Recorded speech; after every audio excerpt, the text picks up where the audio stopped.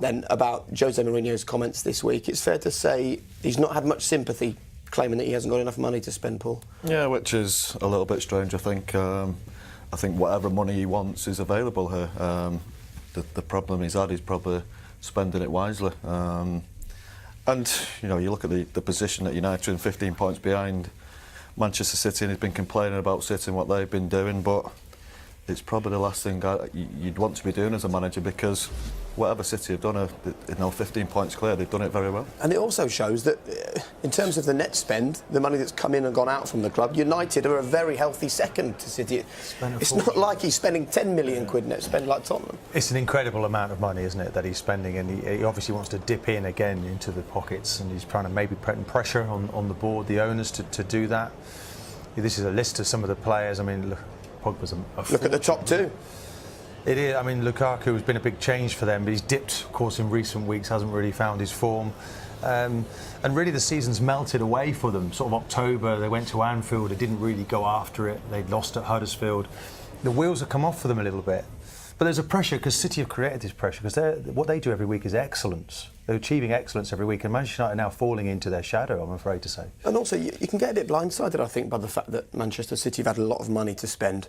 You've also got to look down the road at the Etihad, a squad that Pep is improving, both players he's bought and the players that he inherited. Yeah, actually, from last season, you have to say, like, you know, the performance of Sterling and Sane, they've been special players. There was talk before that he keeps Aguero happy, one of the best centre-forwards in the world, don't play every week.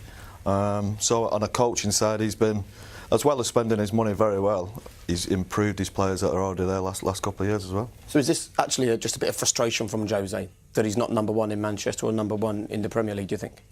They'll be frustrated. I think the thing that's probably frustrated is performances over the last 2 or 3 weeks haven't been good enough, really. Going to Leicester, they have a man sent off. Where's his experienced players there? Where's his players? Just keep the ball. Do you know what I mean? Leicester should not touch that ball for the last 20 minutes, and they go and concede a bad goal from Chris Smalling. I'm not too sure what he was thinking of with his injury. But yeah, of course he's frustrated, but I think it's the performances that are making him more frustrated than what's happening over the road. He's very quick, though, to criticise his players publicly, and I can't think that Sir Alex Ferguson would have done that. Poor decisions, immature. I wouldn't want to be hearing that from my manager necessarily. I think it's worth asking the question then, how bad actually is it at Manchester United? If we take a look at the comparison so far this season with the last time Chelsea won the league in 2015, they're scoring more goals and conceding less. Doesn't look bad to me.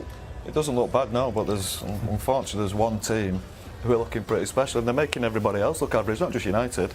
You think of Chelsea last year, how good they were, not looking great this year because the standard's been set by a top-class team.